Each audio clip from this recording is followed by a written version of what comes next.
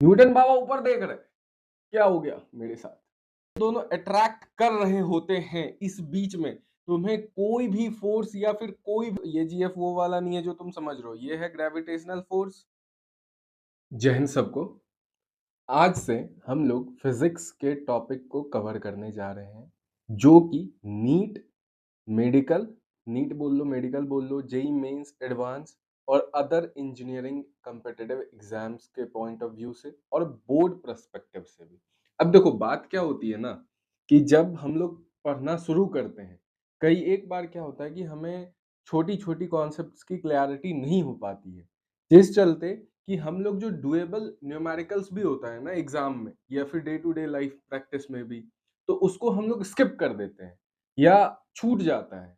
तो आज से जो हम लोगों का प्लेलिस्ट शुरू होगा, उसके अंदर छोटे-छोटे जो एकदम बेसिक लेवल से लेके ना एक हम एडवांस लेवल तक जाने की कोशिश करेंगे, जिसके अंदर हर टॉपिक को, हर कॉन्सेप्ट को इक्वल वेटेज के साथ-साथ एकदम एक अंडरस्टैंडिंग पर्सपेक्टिव व्यू से समझेंगे।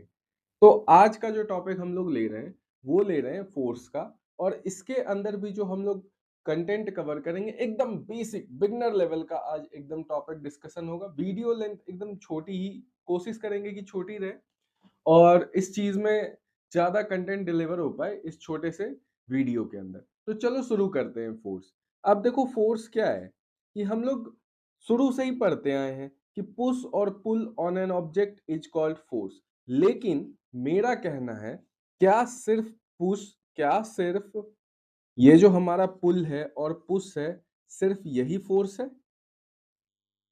क्योंकि जो तुम फोर्स के बारे में पढ़ते हो वो आई थिंक क्लास 8 से शुरू हो जाता है, और ये जो टॉपिक है कहीं ना कहीं उसी चीज से लिंकेज है, क्योंकि ये एकदम छोटे टॉपिक, एकदम छोटे टॉपिक नहीं, मतलब एक बेसिक जो अंडरस्टैंडिंग बिल्डअप होती है वहां से शुरू कर रहे हैं। तो तुम लोग बताओ, क्या सिर्फ पुल और पुश ही फोर्स है? ये क्वेश्चन का आंसर तुम लोगों से वीडियो के एंड, मतलब जो फोर्स का जो हमारा प्लेलिस्ट होगा उसके अंदर भी पूछेंगे, क्या सिर्फ पुश और पुल ही है हमारा फोर्स, या फिर जो फोर्स को हम लोग इन जनरल डिफाइन कर देते हैं कि पुश और pull on an object is called force.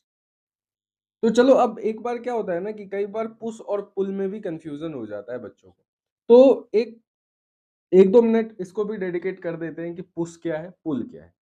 अब जैसे देखो, ये एक ऑब्जेक्ट है, समझना ध्यान से, हाँ, ये एक ऑब्जेक्ट है। इसको अगर हम अपनी तरफ से, मेरे फ्रेम ऑफ रेफरेंस से समझना, अगर इसको हम अपने तरफ खींच रहे हैं तो ये हमारा पुल है। अब अगर इसी चीज को हम आगे ठेल रहे हैं या धक्का दे रहे हैं, अपने से दूर कर रहे हैं, तो इसको पुश कहते हैं। जैसे कई बार सुनते हो ना, why are you pushing me, मुझे क्यों तुम धक्का दे रहे हो, तो वो पुश है। अब जो पुश है, वहां पे भी तुम्हारा कांटेक्ट होता है। वहां पे अब देखो, मास, एक्सेलरेशन, कांटेक्ट, ये सारा चीज आगे पढ़ेंगे, लेकिन जो एक जनरलाइज वे में उसको समझ लिए। अब देखो, यहाँ पे भी तुमको दिखाया गया है कि एक बच्चा है, वो एक ब्लॉक को धागे से अपने तरफ खींच रहा है, इसको क्या कहेंगे, पुल कहेंगे, पुल इफेक्ट। अब इसको देखो, ये अपने से दूर भेज रहा है, तो इसको क्या कहेंगे, पुश कहेंगे। तो पुश और पुल, समझ गए? कुछ नहीं करना है, एक ऑब्जेक्ट ले लो, अपने तरफ करो, इसको कहते हैं पुल। अपने से दूर भेजो, इसको कहते हैं पुश। अभी भी अगर समझ नहीं आया, तो जब तुम लोग मॉल जाते हो, तो कई बार गेट पे लिखा रहता है ना, पुल या फिर पुश। उस चीज को एक बार करके देखना, तुम्हें खुद आइडिया लग जाएगा, अगर कॉन्सेप्ट की अभी भी क्लियरिटी नहीं है। आगे चलते हैं हम लोग। जब हम लोग देख लिए कि पुश पुल क्या है, तो इसके बाद डायरेक्टली जंप करते हैं हम लोग टाइप्स के ऊपर। Basically an number of forces है, लेकिन उनकी जो मैकेनिज्म है कहीं ना कहीं टाइप्स पे डिपेंड करती है। तो अगर हम लोग फोर्स को क्लासिफाई करना चाहें, तो हम लोग बेसिकली दो तरह से क्लासिफाई कर सकते हैं। एक कर सकते हैं कांटेक्ट, दूसरा कर सकते हैं नॉन कांटेक्ट। अब देखो, नाम ही क्लियर कर रहा है इन चीजों को। कांटेक्ट फोर्स, वैसा फोर्स जिसमें कांटेक्ट का इन्वॉल्वमेंट हो। कांटेक्ट इन द सेंस जिसमें फिजिकल टच या फिजिकल अपीयरेंस इन्वॉल्व हो हमारा। वो कौन सा फोर्स होगा? वो होगा हमारा कांटेक्ट फोर्स। एक सेकेंड होल्ड करो अभी। अब जैसे नॉन कांटेक्ट फोर्स, नाम सही है नॉन कांटेक्ट, वैसा फोर्स जिसके अंदर हमारा कोई भी फिजिकल इन्वॉल्वमेंट या फिजिकल टच डायरेक्टली ना हो, तो उसको क्या कह देंगे? Non contact force. अब एक चीज समझो, दिमाग लगा के बताना कि जो हमारा मैग्नेटिक फोर्स है, जो हमारा मैग्नेटिक फोर्स है, क्या वो कांटेक्ट फोर्स है या नॉन कांटेक्ट फोर्स है? अब इस चीज को समझते हैं। जैसे समझो ये हमारा एक मैग्नेट है और ये हमारा दूसरा मैग्नेट। ये मैग्नेट का मान लो नॉर्थ पोल है और ये मान लो मैग्नेट का साउथ पोल है। अब बचपन से ही तुम लोग पढ़ते आए हो कि मैग्नेट का opposite pole attract each other. अगर ये मैग्नेट का नॉर्थ पोल है और ये साउथ पोल है, तो दोनों अट्रैक्ट करेंगे। और जब ये दोनों अट्रैक्ट कर रहे होते हैं, इस बीच में तुम्हें कोई भी फोर्स या फिर कोई भी चीज, तुम्हें फिजिकल चीज दिखी इन दोनों के अट्रैक्शन के टाइम पे? ये चीज बेसिकली इनविजिबल था, इसमें कोई भी फिजिकल टच नहीं था। तो इसको क्या तुम डायरेक्टली नॉन कांटेक्ट फोर्स के एग्जाम्पल में लिख सकते हो? Magnetic force. अब दिमाग लगा के बताओ कि कांटेक्ट फोर्स क्या होगा? जिसमें कहीं ना कहीं कांटेक्ट हो, चाहे फिजिकल कांटेक्ट में कुछ भी कांटेक्ट आ सकता है। तो अब देखो, हाँ या देखो एग्जांपल दिया है, जैसे मस्कुलर फोर्स। अगर हम रनिंग करते हैं या किसी भी चीज को लिफ्ट करते हैं, जैसे सपोज करो यह पेंसिल है, अब इसको अगर हम लिफ्ट, खुद तो लिफ्ट नहीं हो रहा ना, ये मेरे हाथ पे तो नहीं आ रहा ऑटोमेटिक, हमको पकड़ना पड़ रहा है। तो अब अगर हम इसको पकड़ के लिफ्ट किए, इसके अंदर बहुत सारे मैकेनिज्म है। तो बेसिकली मेरा कहने का मतलब है कि जब हम ये हाथ रखे, ये अपने आप तो नहीं आ गया ना मेरे पास। ऑल दो, जैसे ये पेन पकड़े हैं, इसको हम छोड़ दिए, ये नीचे गिरा, तो ये किस फोर्स के वजह से गिरा? ग्रेविटेशनल फोर्स के वजह से। लेकिन जब ये पेन ऐसे ऐसे गिर रहा था, तो तुम्हें ये मेरी हाथ दिखी? नहीं दिखी ना, ये खुद गिरा। तो इसमें कोई कांटेक्ट नहीं था। जब धरती इसको अपने तरफ अट्रैक्ट कर रहा है, अट्रैक्ट इन द सेंस, तुम बस इतना समझो, इसको छोड़े ये नीचे गिरा, तो कोई ना कोई फोर्स इसको खींचा अपने तरफ। वो तुम्हें दिखा? नहीं दिखा। तो जब नहीं दिखा तो कौन से कैटेगरी के फोर्स में जाएगा वो? ऑब्वियसली नॉन कांटेक्ट फोर्स में।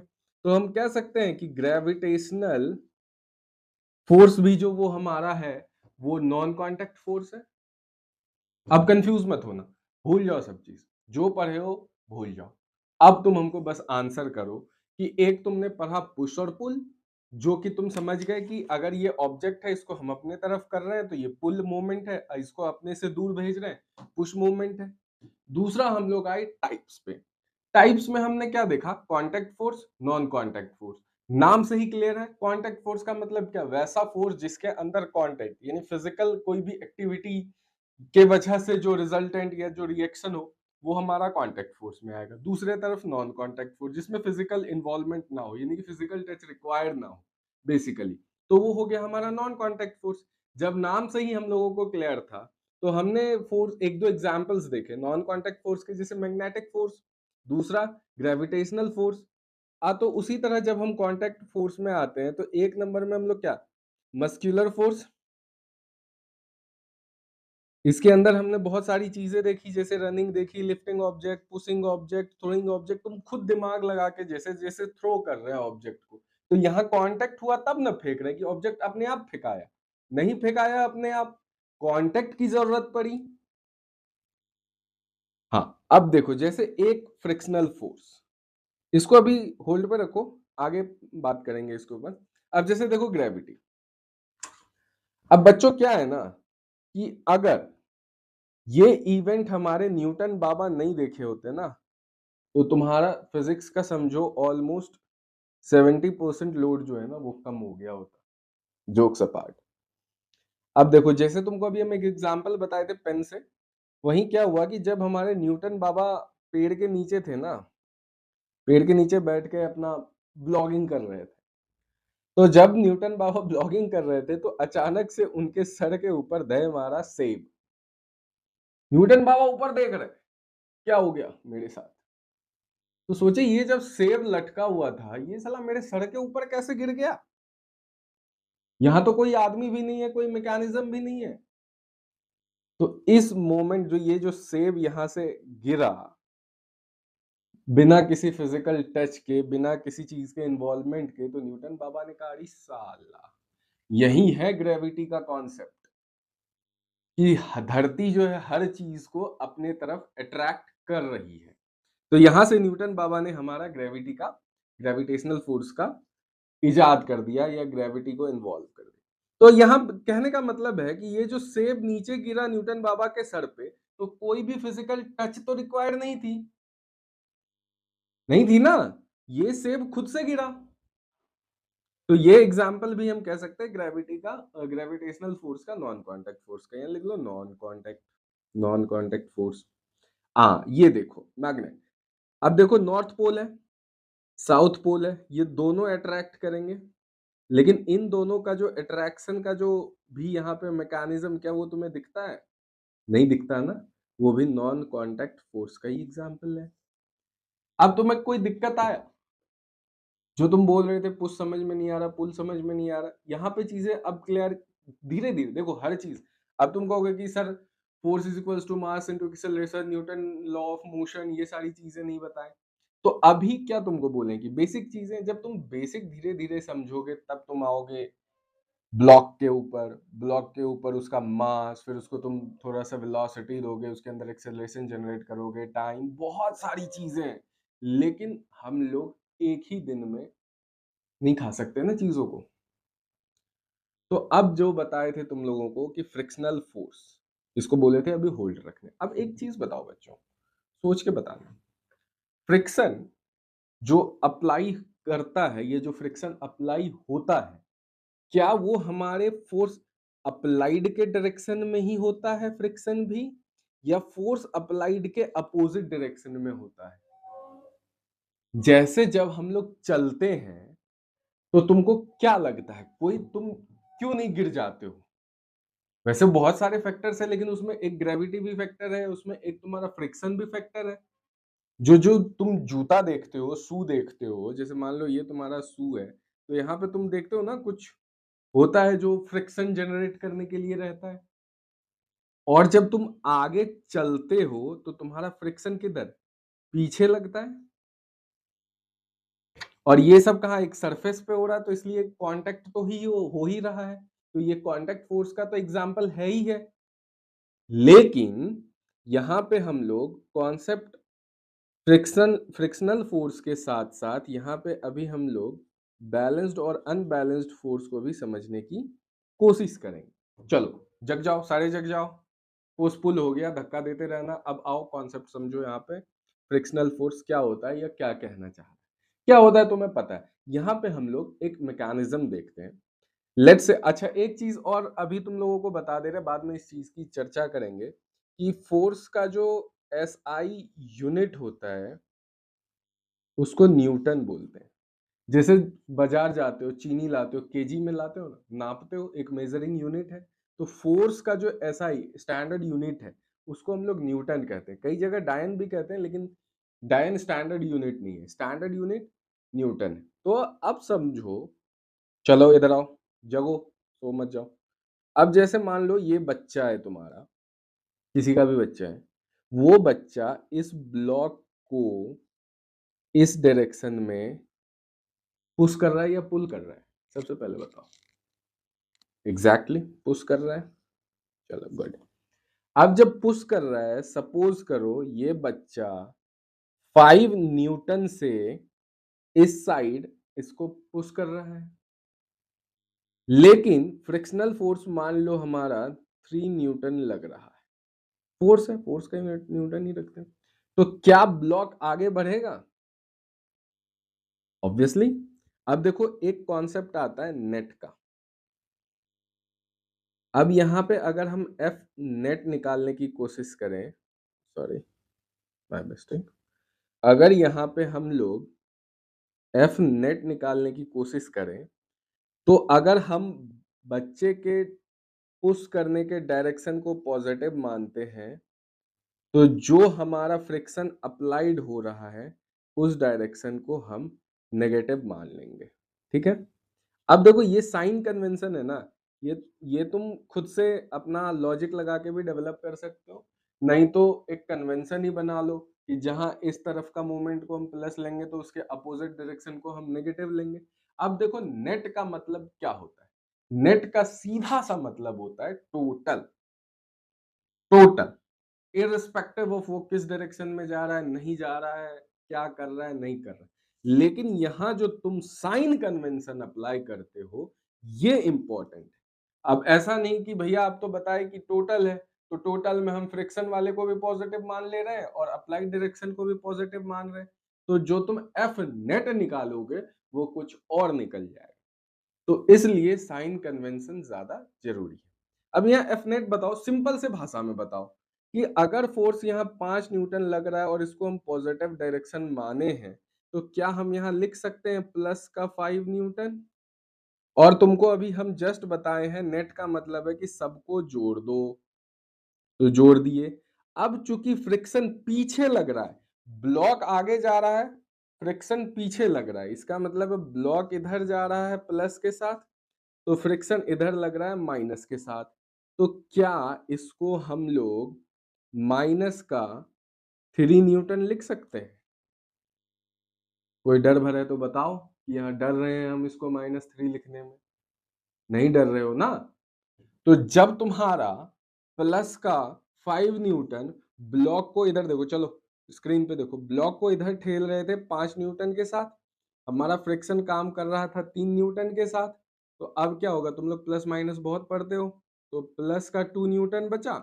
अब देखो प्लस का टू टू टू अब प्लस का 2 न्यूटन किधर लगा, इधर लगा, तो इसका मतलब क्या हुआ कि ब्लॉक हमारा आगे जाएगा। ये चीजें समझ में आ गई क्यों? क्योंकि यहां हमारा फ्रिक्शनल फोर्स कम है। अब अगर इसका अपोजिट कर दो, चलो अब सब चीज रहने दो, जो तुम समझ रहे थे, फ्रिक्शनल फोर्स जो था जैसा था, जो था जहां था जिस लिए था, सब ठीक है। अब बस हम लोग क्या कर रहे हैं कि अब हम फ्रिक्शन फोर्स को मान रहे हैं 5 न्यूटन, और ये बच्चा जो इधर फोर्स लगा रहा है उसको मान रहे हैं हम लोग 2 न्यूटन। अब चूंकि बच्चा, हम पहले ही बोले थे साइन कन्वेंशन तुम अपने हिसाब से लगाओ, तुमको जिधर जो डायरेक्शन मानना है, लेकिन नेट का मतलब टोटल होता है with proper sign convention applied, नहीं तो अर्थ का अनर्थ होते देर नहीं लगेगा। तो अब समझो कि अगर बच्चा 2 न्यूटन का फोर्स इधर लगा रहा था, तो हम प्यार से एकदम प्रेम से +2 न्यूटन लिख लेंगे, बोलो प्रेम से।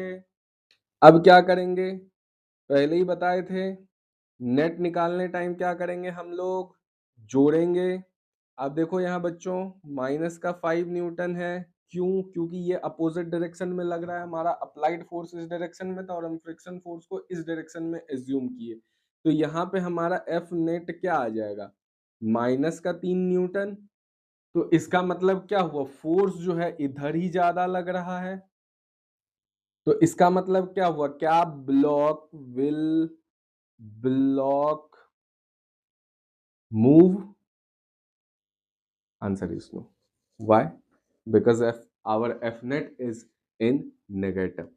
कुल मिला के देखो, बेसिकली हम लोग यहाँ पर पुश पुल समझ रहे थे, टाइप्स समझ रहे थे, टाइप्स के अंदर हमारा आया contact force, non contact force. अब इतना बउआ वाला चीज तुम जान के क्या करोगे, इसलिए उस बउए वाले चीज में ही हमने थोड़ा सा एक एफ नेट का कॉन्सेप्ट पढ़ लिया। एफ नेट मतलब क्या, फोर्स टोटल, और नेट का मतलब तुम लोगों को क्या पता चला कि सम कर देना, एकदम सम, लेकिन कंडीशन क्या है, विथ प्रॉपर साइन कन्वेंशन। याद रखना इस चीज को, mark my word, proper sign convention.